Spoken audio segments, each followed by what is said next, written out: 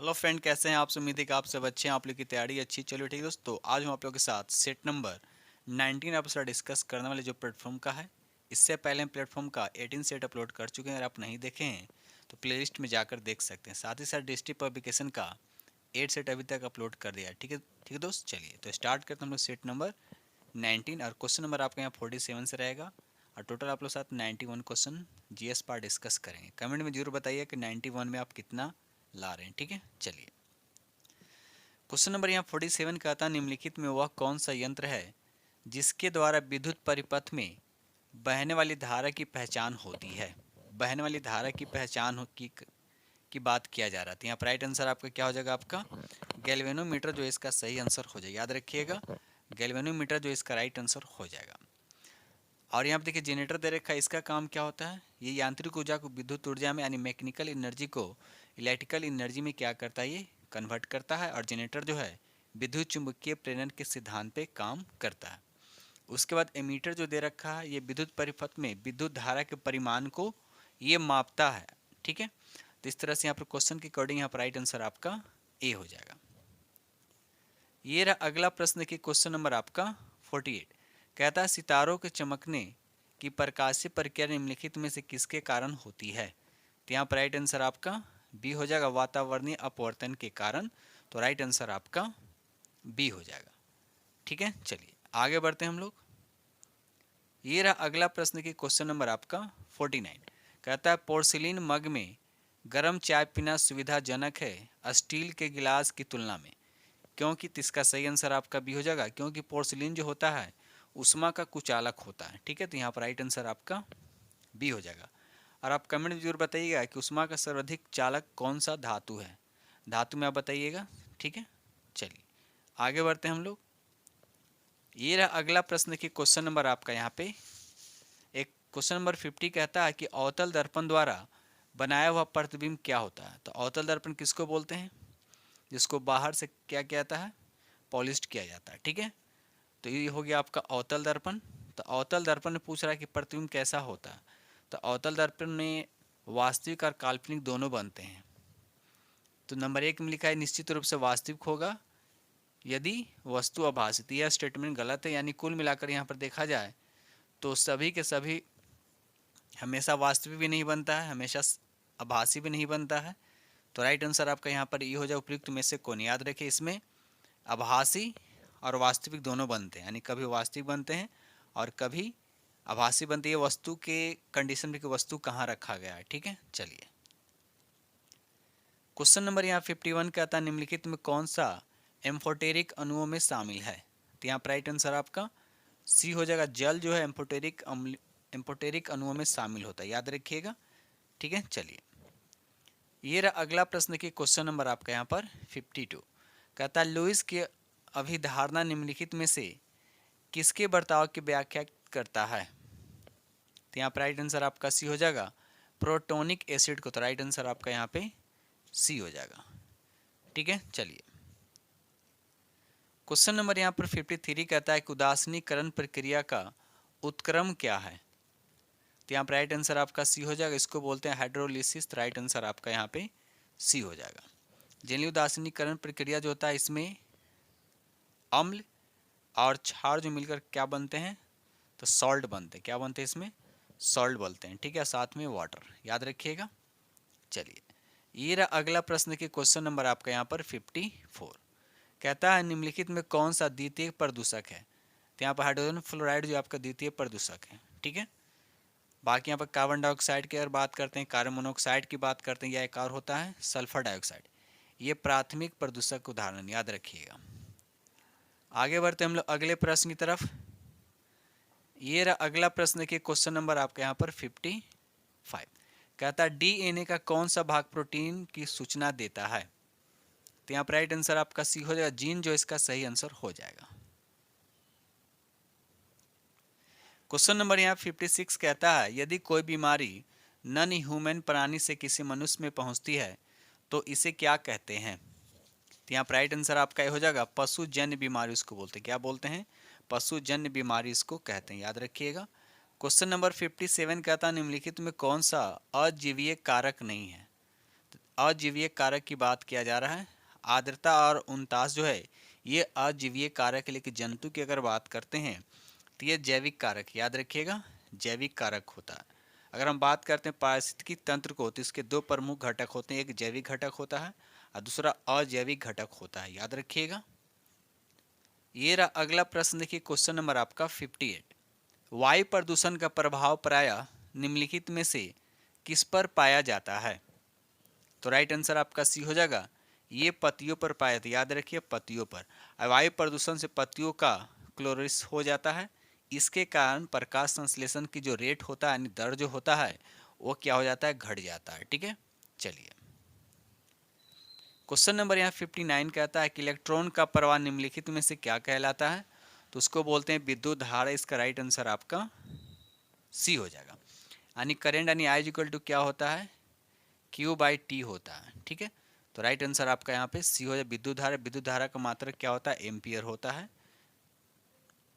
ये रहा अगला प्रश्न कि क्वेश्चन नंबर आपका 60। निम्नलिखित में से अपेक्षित घनत्व के लिए सही इकाई यूनिट बताना है। तो अपेक्षित घनत्व की बात क्या, इसका कोई यूनिट नहीं होता, यानी ये यूनिट लेस होता है। तो राइट आंसर आपका यहाँ पर बी हो जाएगा। अपेक्षित घनत्व कहते हैं किसको, जिसको बोलते हैं रिलेटिव डेंसिटी। ये होता है किसी वस्तु का घनत्व ऊपर लिखाएगा और 4 डिग्री पर पानी का घनत्व नीचे लिखाएगा। उन दोनों का अनुपात को बोलते हैं अपेक्षित घनत्व कहते हैं। और अपेक्षित घनत्व को हाइड्रोमीटर, याद रखिएगा हाइड्रोमीटर यंत्र के द्वारा मापा जाता है। ठीक है, चलिए अगर आपसे पूछा जाए कि सबसे अधिक अपेक्षित घनत्व वाला तत्व कौन है, तो ऑस्मियम है, भी याद रखिएगा। क्वेश्चन नंबर 61 कहता है यदि हम कपूर को खुले बर्तन में रखें तो उसकी मात्रा बराबर घटती रहती है, इस घटना का नाम क्या है? तो यहाँ पर राइट आंसर आपको बताना है। तो राइट आंसर आपका यहाँ पर ए हो जाएगा, उस ऊर्ध्वपातन होना चाहिए यहाँ पे। तो राइट आंसर आपका यहाँ पे ए हो, यानी सब्लिमेशन इसका सही आंसर हो जाएगा। तो कपूर के अलावा और भी बहुत सारे पदार्थ जैसे आयोडीन हो गया, बेंजीन हो गया, अमोनियम क्लोराइड हो गया, नेफ्थलीन हो गया, ड्राई आइस हो गया, ये सभी जो है आपके ऊर्ध्वपातन के द्वारा सीधा सॉलिड से गैस में कन्वर्ट होते हैं, याद रखिएगा। चलिए क्वेश्चन नंबर यहाँ 62 कहता है कमरे के ताप पर द्रव स्थिति में रहने वाले धातु का नाम बताना है। जो द्रव यानी लिक्विड स्टेट में रहता है, तो धातु की बात यहाँ पर क्या हो जाएगा, आपका पारा हो जाएगा। और अधातु कहता तो यहाँ पर बोरमीन हो जाता। ठीक है, पर अगर यहाँ बात करते हैं पारा की, तो इसका सिंबल क्या होता है, Hg होता है। इसका परमाणु संख्या 80 होता है। एक वर्ड होता है अमलगम, नाम सुने होंगे आप लोग, अमलगम। तो अमलगम किसको कहते हैं, पारा में जिस धातु से मिलाकर निर्माण होता है उसको बोलते हैं अमलगम। यानी कहने का मतलब यह हुआ कोई भी कंपाउंड में एक अगर पारा उसमें है तो समझिए कि वह पदार्थ क्या होगा, आपका अमलगम होगा। ठीक है, चलिए आगे बढ़ते हैं हम लोग। क्वेश्चन नंबर यहाँ 63 केंद्र सरकार ने अटल भूजल योजना की समयावधि को बढ़ाया है कहाँ तक, तो 2027 तक, याद रखिएगा। पहले 2025 तक था बढ़ाने का, लेकिन अब इसे बढ़ाकर 2027 कर दिया गया। क्वेश्चन नंबर यहाँ पे 64 कहता है किस भारतीय प्रौद्योगिकी संस्थान ने तंजानिया में अपना परिसर खोलने का निर्णय लिया है, तो IIT मद्रास। राइट आंसर आपका यहाँ पर ए हो जाएगा। ये रहा अगला प्रश्न की क्वेश्चन नंबर आपका 65 खीर भवानी मेला आयोजित किया जाता है, तो सही आंसर आपका सी हो जाएगा, जम्मू कश्मीर जो इसका सही आंसर हो जाएगा। क्वेश्चन नंबर 66 कहता भारत की सबसे लंबी सिंचाई नहर कौन सी है, तो इसका सही आंसर आपका सी हो जाएगा, इंदिरा गांधी नहर। याद रखिए इंदिरा गांधी नहर इसका सही आंसर हो जाएगा। इसकी कुल लंबाई 649 किलोमीटर है, जिसमें से 492 किलोमीटर ये राजस्थान में ही बहती है। पहले इस नहर का नाम था राजस्थान नहर, याद रखिए पहले से नाम क्या था, राजस्थान नहर, और जिसे नाम बदलकर 2 नवंबर 1984 में इस इंदिरा गांधी नहर में कन्वर्ट कर दिया गया था। ठीक है, चलिए आगे बढ़ते हम लोग। क्वेश्चन नंबर यहाँ पे 67 कहता है कि नए केंद्रीय सतर्कता आयुक्त कौन है, तो राइट आंसर आपका बी हो जाएगा, PK श्रीवास्तव, जो इसका सही आंसर हो जाएगा। क्वेश्चन नंबर यहाँ 68 कहता है कि हेनले पासपोर्ट सूचकांक 2023 में भारत का कौन सा स्थान है। 2023 की बात किया जा रहा है, 2023 में 85वां स्थान था। लेकिन अगर हम बात करते हैं 2024 की अगर बात करते हैं अभी, तो याद रखिएगा इसका 82वां स्थान याद रखिएगा 82। ठीक है, चलिए पहले स्थान पर अभी 2024 के अकॉर्डिंग कौन है पहले स्थान पे, हेनले पासपोर्ट इंडेक्स के अनुसार तो सिंगापुर याद रखिएगा। चलिए ये रहा अगला प्रश्न की क्वेश्चन नंबर आपका 69। मल्लिका साराभाई संबंधित है, आपको बताना है किनसे, तो सही आंसर आपका सी हो जाएगा, शास्त्रीय नृत्य से। तो राइट आंसर आपका सी हो जाएगा। क्वेश्चन नंबर यहाँ 70 कहता है किस बैंक द्वारा प्रसिद्ध क्रेडिट सुई बैंक का अधिग्रहण करने का निर्णय किया गया है। तो यहाँ पर राइट आंसर आपका ए हो जाएगा, यूबीएस बैंक, जो इसका सही आंसर आपका ए हो जाएगा। क्वेश्चन नंबर यहाँ 71 कहता है कौन सा देश प्रतिवर्ष स्वदेशी लोगों के लिए फ्री लैंड कैंप आयोजित करता है। तो यहाँ पर राइट आंसर आपका सी हो जाएगा, ब्राज़ील जो है इसका सही आंसर हो जाएगा। ठीक है, अब ब्राज़ील की अगर बात करते तो किस महादेश में पड़ता है, ये दक्षिण अमेरिका में याद रखिएगा, दक्षिण अमेरिका में, और दक्षिण अमेरिका का सबसे बड़ा कंट्री है याद रखिएगा। क्वेश्चन नंबर यहाँ 72 कहता है राष्ट्रीय जनता दल की स्थापना किस वर्ष हुई थी। तो यहाँ पर सही आंसर आपका सी हो जाए 1997, याद रखिए 1997 जो है इसका सही आंसर हो जाएगा। और राष्ट्रीय जनता दल की स्थापना जो है श्री लालू प्रसाद यादव के द्वारा किया गया था। क्वेश्चन नंबर यहाँ पे 73 कहता है बिहार औद्योगिक निवेश प्रोत्साहन यानी वस्त्र एवं चर्म नीति 2022 के अनुसार पेटेंट शुल्क की कितनी राशि तक अनुदान दिया जाएगा। तो यहाँ पर सही आंसर आपका भी हो जाएगा 10 लाख, जो इसका सही आंसर हो जाएगा। क्वेश्चन नंबर यहाँ 74 कहता पटना जिले के अंतर्गत कितने विधानसभा निर्वाचन क्षेत्र, देखिए विधानसभा निर्वाचन क्षेत्र पूछा जा रहा है। तो यहाँ पर राइट आंसर आपका याद रखिएगा 14 विधानसभा निर्वाचन क्षेत्र है। अगर वही पूछा है कि पटना जिला में संसदीय क्षेत्र कौन है, तो 2 है याद रखिएगा 2। तो कौन कौन, पाटलिपुत्र और पटना साहिब। ठीक है, चलिए अगर बात करते बिहार में टोटल विधानसभा की सीटों की संख्या कितना है, तो 243 है। उनमें से 38 जो सीट है अनुसूचित जाति के लिए। ठीक है, आगे बढ़ते हैं हम लोग अगले प्रश्न की तरफ। चलिए रहा अगला प्रश्न के क्वेश्चन नंबर आपका यहाँ पर 75 कहता है भारत ने एक मजबूत केंद्र के साथ संघीय प्रणाली का विचार उधार लिया था। तो बताना है किस देश से। तो राइट आंसर आपका ये हो जाएगा कनाडा, जो इसका सही आंसर हो, याद रखिए कनाडा जो इसका सही आंसर हो जाएगा। ठीक है दोस्त, चलिए आगे बढ़ते हैं हम लोग अगले प्रश्न की तरफ। क्वेश्चन नंबर यहाँ 76 कहता है राज्यसभा का सदस्य बनने के लिए न्यूनतम आयु आपसे पूछा जाए, तो याद रखिए राज्यसभा का सदस्य बनने के लिए न्यूनतम आयु कितना है, 30 वर्ष। उसी तरह से अगर हम बात करते हैं लोकसभा के सदस्य बनने के लिए, चाहे विधानसभा या लोकसभा के सदस्य बनने के लिए, तो 25 वर्ष। ठीक है, उसी तरह से अगर हम बात करते हैं विधान परिषद का सदस्य बनने के लिए भी, जिस तरह से राज्यसभा का, उसी तरह से विधान परिषद के लिए भी आपका 30 साल है। राष्ट्रपति, उपराष्ट्रपति या राज्यपाल बनने के लिए न्यूनतम 35 वर्ष होना चाहिए। ठीक है दोस्त, चलिए उसी तरह से पंचायती राज और नगर पालिका का सदस्य बनने के लिए 21 वर्ष होना चाहिए। तो ये सब चीज़ें जो है आपको याद होने चाहिए। ये रहा अगला प्रश्न की क्वेश्चन नंबर आपका 77 कहता है किस भारतीय फिल्म ने 2023 में ऑस्कर पुरस्कार जीता। तो यहाँ पर सही आंसर आपका ए हो जाएगा द एलिफेंट विस्पर्स, जो है इसका सही आंसर आपका ए हो जाएगा। क्वेश्चन नंबर 78 कहता है कि संविधान का कौन सा अनुच्छेद अस्पृश्यता के उन्मूलन को सुनिश्चित करता है। तो अनुच्छेद यहाँ पर 17 जो है इसका सही आंसर हो जाएगा, याद रखिएगा अनुच्छेद 17 जो है इसका राइट आंसर हो जाएगा। ठीक है, चलिए आगे बढ़ते हैं हम लोग। क्वेश्चन नंबर यहाँ 79 कहता है निम्नलिखित में कौन सा बृहत ग्रह नहीं है। तो 2 ग्रह होते हैं, एक बृहत होता है, एक लघु होता है। तो बृहत ग्रह में कौन कौन सा आते हैं, तो बृहत ग्रह में आता है आपको याद रखिएगा, इसमें आते हैं आपको बृहस्पति, शनि, अरुण और वरुण आता है। ठीक है, लेकिन अगर हम बात करते हैं लघु की, अगर बात करते हैं तो लघु में सिर्फ कौन आते हैं, तो बुध, शुक्र, मंगल और पृथ्वी आते हैं। तो आपसे पूछा क्या इसमें बृहत ग्रह कौन नहीं है, तो यहाँ पर देखा है तो शनि और बृहस्पति जो है ये बृहत ग्रह में आते हैं, लेकिन मंगल नहीं आते हैं। ठीक है, याद रखिएगा। अगर हम बात करते हैं कि सबसे बड़ा ग्रह कौन सा है, सबसे बड़ा ग्रह जो है कौन सा आकार में, तो बृहस्पति। और घनत्व, सब क्वेश्चन और बनता है कि घनत्व में यानी घनत्व सबसे कम किस ग्रह का होता है, तो याद रखिएगा शनि ग्रह का घनत्व जो है सबसे कम होता है और शुक्र ग्रह का घनत्व जो है सबसे ज़्यादा होता है। ठीक है, अब एक क्वेश्चन और बनता है कि कौन कौन से ग्रह को हम लोग आँख से देखते हैं, तो उसमें से 5 ग्रह जो है हम लोग अपने आँखों से देख लेते हैं। और ये कौन कौन से ग्रह ये दिन के नाम पर है, जैसे हो गया बुध हो गया, बृहस्पति हो गया, मंगल हो गया, शुक्र हो गया और शनि हो गया। तो इस पांचों ग्रह को हम लोग नंगे आंखों से देख लेते हैं। ठीक है, चलिए क्वेश्चन नंबर यहाँ पे 80 कहता है कि बिहार के किस जिले में धान का उत्पादन सबसे ज्यादा होता है, यानी सर्वाधिक होता है। तो यहाँ पर राइट आंसर आपका भी हो जाएगा रोहतास, जो इसका सही आंसर हो जाएगा। इसलिए रोहतास जिला को बिहार का धान का कटोरा भी कहा जाता है। क्वेश्चन नंबर यहाँ पे 81 कहता है कौन सा भारतीय सर्वेक्षण विभाग का स्थापना वर्ष है। बताइए, भारतीय सर्वेक्षण विभाग का स्थापना वर्ष आपको बताना है। तो यहाँ पर राइट आंसर आपका बी हो जाएगा 1768, जो इसका सही आंसर हो जाएगा। क्वेश्चन नंबर यहाँ पे 82 कहता है कि मत्स्य कृषि सूचक क्या है। तो यहाँ पर सही आंसर आपका डी हो जाए उपयुक्त में से एक से अधिक, जो इसका सही आंसर हो जाएगा।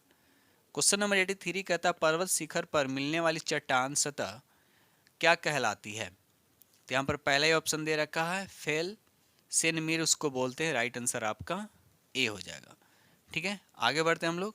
दोस्त वीडियो को लाइक कीजिएगा। जो फ्रेंड चैनल पर पहली बार विजिट कर रहे हैं चैनल के माध्यम से या इस वीडियो के माध्यम थोड़ा सा भी हेल्प हो तो चैनल को सपोर्ट कीजिएगा, चैनल को सब्सक्राइब कीजिएगा और अपने दोस्तों में शेयर जरूर कर दीजिएगा। क्वेश्चन नंबर यहाँ पे 84 कहता है कि लैंड सॉफ्ट विचारधारा किस स्कूल से संबंधित है।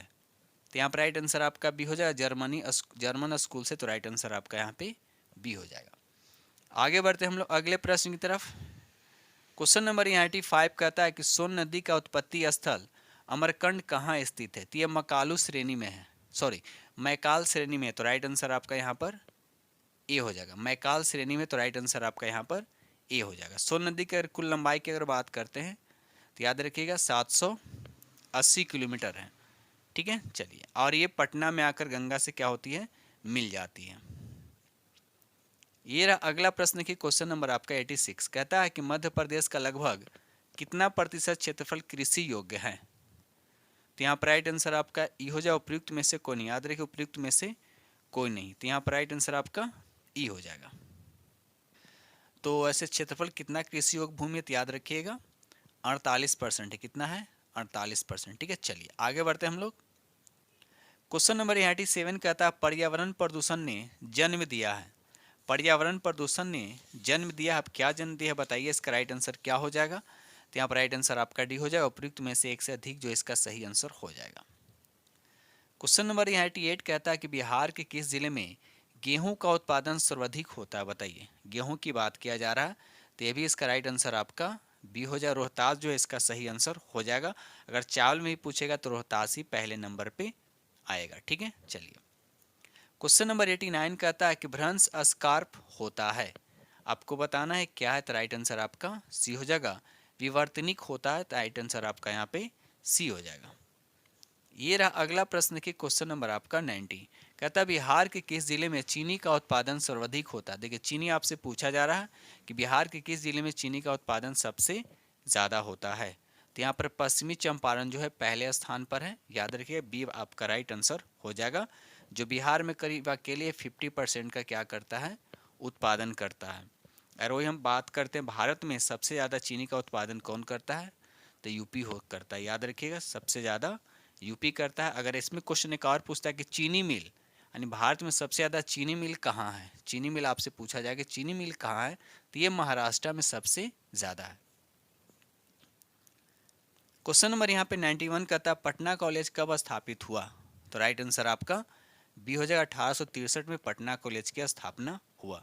उसी तरह से पटना साइंस कॉलेज की अगर बात करते हैं तो इसका स्थापना 1927 में हुआ। ठीक है, चलिए आगे बढ़ते हैं हम लोग अगले प्रश्न की तरफ। अब पटना विश्वविद्यालय की स्थापना कब हुआ था, हो सकता है पूछ देगा, तो 1917 में। याद रखिएगा। चलिए क्वेश्चन नंबर यहाँ पे 92 कहता है इनमें कौन वंदे मातरम समाचार पत्र के संपादक थे। तो राइट आंसर आपका यहाँ पे बी हो जाएगा अरविंद घोष, जो इसका सही आंसर हो जाएगा। याद रखिएगा अरविंद घोष जो इसका सही आंसर हो जाएगा।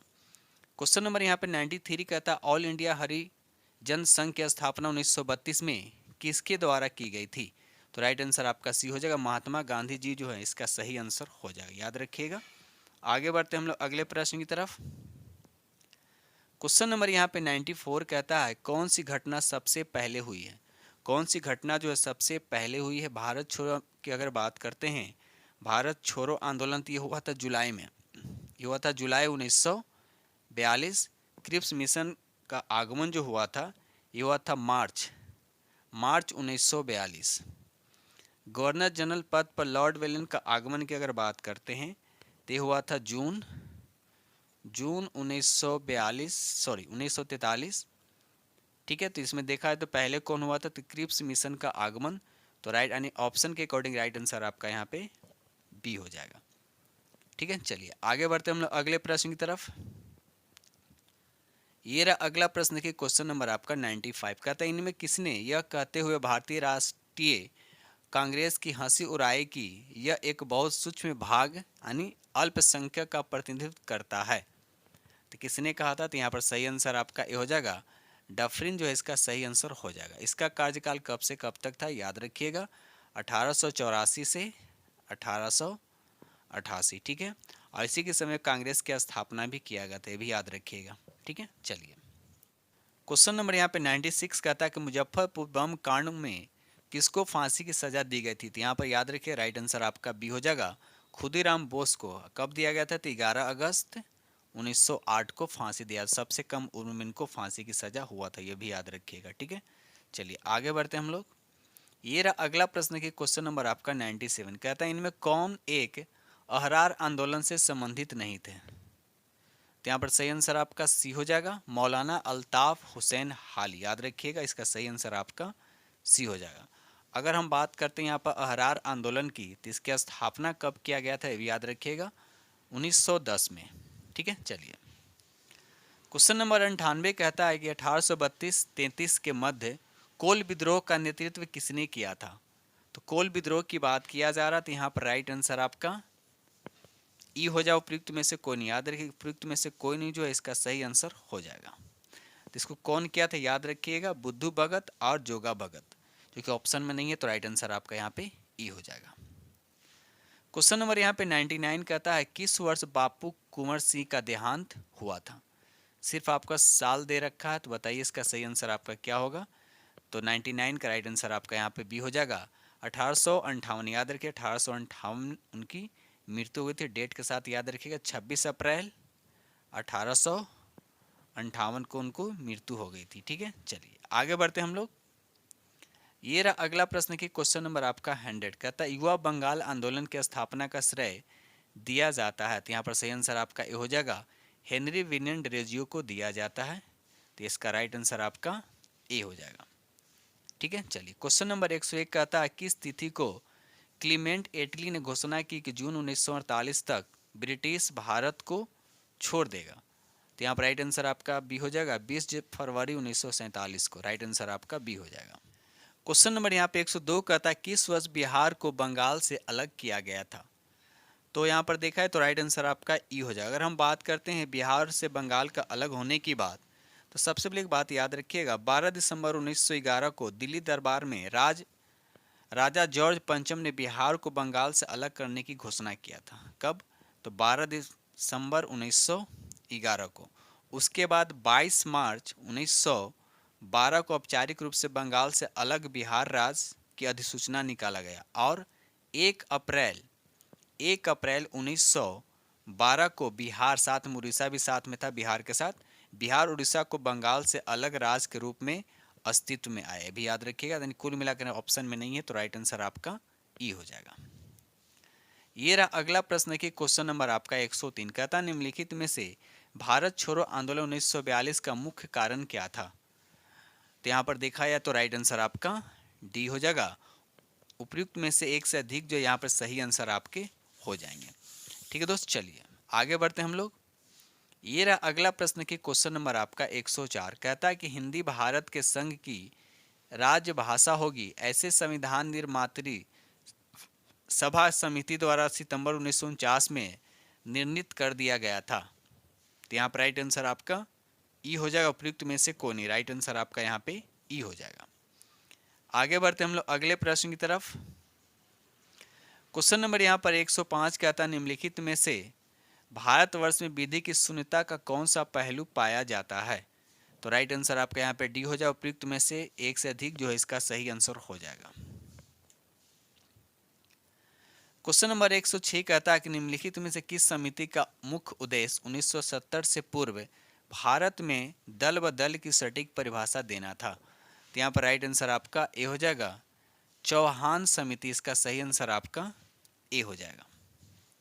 ये रहा अगला प्रश्न की क्वेश्चन नंबर आपका 107 कहता है, इनमें से किसने सामुदायिक कार्यक्रम को एक मौन क्रांति की सजा संज्ञा दी थी? तो यहाँ पर राइट आंसर आपको बताना है। तो राइट आंसर आपका यहाँ पर बी हो जाएगा, जवाहरलाल नेहरू जी है इसका सही आंसर हो जाएगा। ठीक है, चलिए क्वेश्चन नंबर यहाँ पे 108 कहता है, बिहार सौर ऊर्जा सिंचाई योजना निम्नलिखित में से किस वर्ष आरंभ की गई थी? तो यहाँ पर राइट आंसर आपका ये हो जाएगा, उपयुक्त में से कोई नहीं, इसका सही आंसर हो जाएगा। क्वेश्चन नंबर यहाँ पे 109 कहता है, ब्रॉड गेज रेलवे लाइन की साइज होती है, आपको बताना है कितना है? तो यहाँ पर राइट आंसर आपका बी हो जाएगा, 1435 mm जो है इसका सही आंसर हो जाएगा।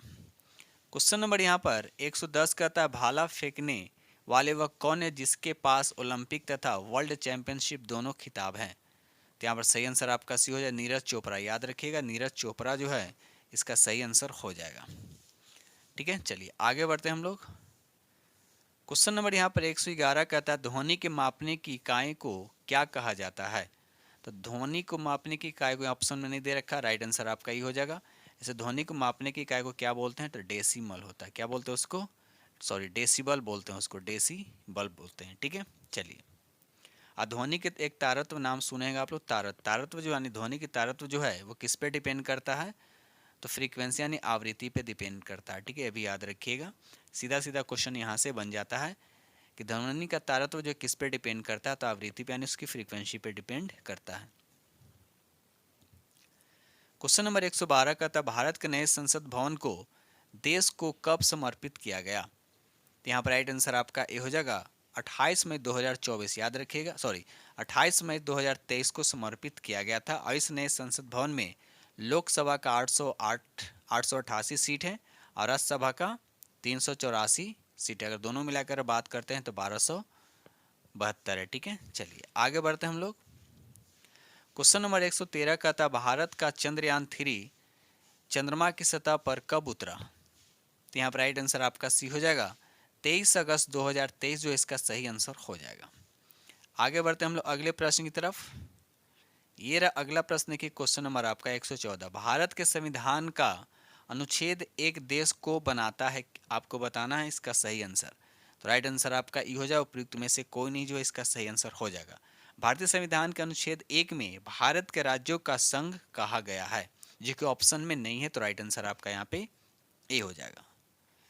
क्वेश्चन नंबर यहाँ पे 115 कहता है, ब्रिटिश शासन के दौरान दिल्ली की राजधानी की नींव किसने रखी? तो यहाँ पर सही आंसर आपका बी हो जाएगा, किंग जॉर्ज परचम जो है इसका सही आंसर हो जाएगा।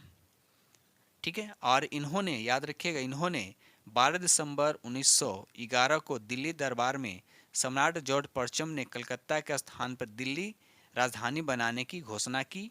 और 15 दिसंबर, याद रखिए 15 दिसंबर 1911 को जॉर्ज परचम ने दिल्ली शहर की नींव रखी। ठीक है दोस्त, इस तरह से याद रखिएगा। आगे बढ़ते हम लोग अगले प्रश्न की तरफ।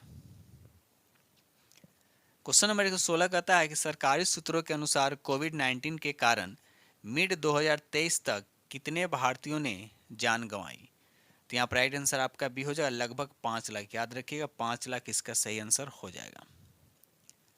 क्वेश्चन नंबर 117 कहता है, भारत में G20 का ध्येय वाक्य क्या है? बताइए। तो यहाँ पर राइट आंसर आपका सी हो जाएगा, वसुधैव कुटुंबकम। तो राइट आंसर आपका यहाँ पर सी हो जाएगा। ठीक है, चलिए आगे बढ़ते हैं हम लोग। ये रहा अगला प्रश्न की क्वेश्चन नंबर आपका 118 कहता है, भारतीय मुद्रा के किस नोट के पीछे की ओर मंगलयान का चित्रण मुद्रित है?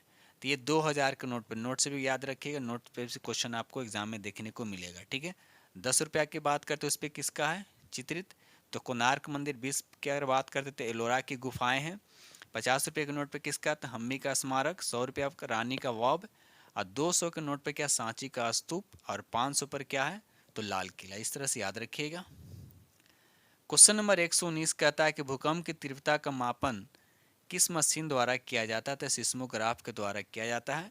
और इसको किस में व्यक्त किया जाता है? तो रिएक्टर स्केल पे इसको व्यक्त किया जाता है। बैरोमीटर क्या करता है? यह वायुमंडलीय दाब को मापता है। मैनोमीटर क्या करता है, ये गैस के दाब को मापता है, याद रखिएगा। क्वेश्चन नंबर 120 कहता है वायु में ऑक्सीजन का परसेंटेज आपको बताना है। तो राइट आंसर आपका सी हो जाए, 21% होता है। नाइट्रोजन की बात करते हैं तो 78% होता है। वहीं अगर हम आर्गन की बात करते हैं तो 0.9% होता है। कार्बन डाइऑक्साइड की बात है 0.03% होता है। तो इस तरह से याद रखिएगा। क्वेश्चन नंबर 121 कहता है वायुमंडल की किस परत में हवाई जहाज उड़ता है। तो यहाँ पर सही आंसर आपका बी हो जाएगा, समताप मंडल जो है इसका राइट आंसर आपका बी हो जाएगा। समताप मंडल में जो तापमान जो होता है हमेशा नियत रहता है, नहीं कांस्टेंट होता है, याद रखिएगा, चेंज नहीं होता, बदलता नहीं है, ठीक है। चलिए क्वेश्चन नंबर 122 कहता है पर्यावरण के लिए किससे खतरा है। तो जनसंख्या की वृद्धि से पर्यावरण को सबसे ज्यादा खतरा है। तो राइट आंसर आपका यहाँ पे राइट आंसर आपका बी हो जाएगा। क्वेश्चन नंबर यहाँ पर 123 कहता है सहारा किस प्रकार का रेगिस्तान है। याद रखिएगा सहारा जो है ये गर्म रेगिस्तान है। तो राइट आंसर आपका बी हो जाएगा। आइए दक्षिण अफ्रीका में, याद रखिएगा ये दक्षिण अफ्रीका में। तो राइट आंसर आपका यहाँ पे बी हो जाएगा, ठीक है दोस्त। चलिए आगे बढ़ते हैं हम लोग अगले प्रश्न की तरफ। ये रहा अगला प्रश्न की क्वेश्चन नंबर आपका 124 कहता है स्वच्छ भारत मिशन कब प्रारंभ हुआ। स्वच्छ भारत मिशन जो है ये कब प्रारंभ हुआ। तो याद रखिए इसका सही आंसर आपका सी हो जाएगा, 2 अक्टूबर 2014 जो है इसका सही आंसर हो जाएगा, ठीक है। चलिए आगे बढ़ते हैं हम लोग अगले प्रश्न की तरफ। ये रहा अगला प्रश्न की क्वेश्चन नंबर आपका 125 कहता है गंगा नदी के तट पर स्थित शहर आपको बताने हैं। तो गंगा नदी के तट पर यहाँ पर ऑप्शन के अकॉर्डिंग राइट आंसर आपका ए हो जाएगा, प्रयागराज जो इसका सही आंसर हो जाएगा। कोलकाता जो हुगली नदी पर है। आप भोपाल की अगर बात करते हैं तो भोपाल जो है ये बेतवा नदी पर, याद रखिएगा, ठीक है। चलिए आगे बढ़ते हम लोग अगले प्रश्न की तरफ। क्वेश्चन नंबर 126 कहता है कि ऊर्जा का गैर परंपरागत स्रोत कौन है। तो यहाँ पर देखा जाए तो कौन की बात किया जा रहा है। तो यहाँ पर राइट आंसर आपका सी हो जाएगा, भूतापीय जो है भूतापीय ऊर्जा, जो ऊर्जा का गैर परंपरागत स्रोत।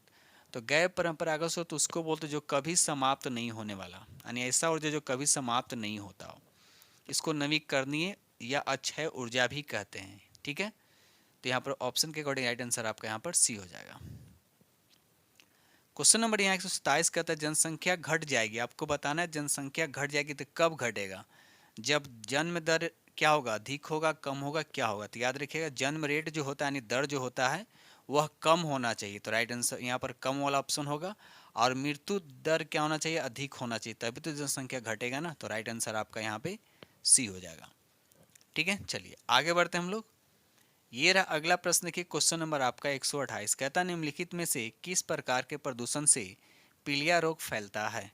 तो ये जल, याद रखिएगा जल के प्रदूषण से। तो राइट आंसर आपका यहाँ पे सी हो जाएगा। क्वेश्चन नंबर 129 कहता है निम्नलिखित में से भारत में कौन सा स्थान जैव विविधता का हॉट स्पॉट है, बताइए। तो यहाँ पर सही आंसर आपका क्या हो जाएगा। तो राइट आंसर आपका ये हो जाएगा पश्चिमी घाट, याद रखिएगा पश्चिमी घाट जो है इसका सही आंसर हो जाएगा।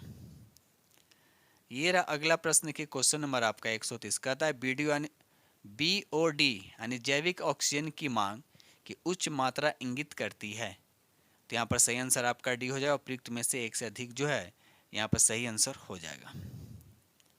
क्वेश्चन नंबर यहाँ पर 131 कहता है कि हेपेटाइटिस ए किस प्रकार की बीमारी है, बताइए किस प्रकार की बीमारी है। तो यहाँ पर देखा जाए तो ये भोजन संदूषण और जल उत्पन्न बीमारी है। तो राइट आंसर आपका यहाँ पे डी हो जाएगा, ठीक है। चलिए आगे बढ़ते हैं हम लोग। क्वेश्चन नंबर यहाँ पर 132 कहता है कि मल के द्वारा प्रदूषित पानी में मछलियाँ की मृत्यु हो जाती है। तो इसका सही आंसर होता है कि ऑक्सीजन की कमी हो जाती है, याद रखिएगा ऑक्सीजन की कमी हो जाती है। तो राइट आंसर आपका यहाँ पे सी हो जाएगा। ये रहा अगला प्रश्न की क्वेश्चन नंबर आपका 133 कहता है निम्नलिखित में कौन सा प्रदूषण जनित विकार है, प्रदूषण जनित विकार है। तो यहाँ पर देखा जाए तो राइट आंसर आपका फ्लोरोसिस भी हो जाएगा और न्यूमोकोनियोसिस भी हो जाएगा, यानी यहाँ पर आपका ए और सी। तो राइट आंसर आपका यहाँ पर डी हो जाएगा, उपयुक्त में से एक से अधिक। आगे बढ़ते हम लोग अगले प्रश्न की तरफ। ये रहा अगला प्रश्न की क्वेश्चन नंबर आपका 134 कहता है भारत में परवाल भीति, आपसे पूछा जा रहा है कि भारत में परवाल भीतियाँ पाई जाती है, आपको बताना है कि ये कहाँ पाई जाती है। तो जनरली पाया जाता है, इसका सही आंसर आपका बी हो जाएगा, अंडमान और निकोबार द्वीप समूह में पाया जाता है। तो यहाँ पर राइट आंसर आपका बी हो जाएगा। ठीक है दोस्तों, इस तरह से हमने आप लोगों के साथ 90% डिस्कस किया हूँ और उम्मीद करता हूँ कि सेट नंबर 19 जो है आप लोग को बेहद पसंद आएगा। ठीक है दोस्त, तो इसी के साथ हम वीडियो करते हैं समाप्त। और जो फ्रेंड चैनल पर पहली बार विजिट कर रहे हैं तो चैनल को सब्सक्राइब कीजिएगा और अपने दोस्तों में शेयर जरूर कर दीजिएगा। ठीक है दोस्तों, इसी के साथ हम वीडियो करते हैं समाप्त और मिलते हैं अगले वीडियो में। तब तक के लिए थैंक यू।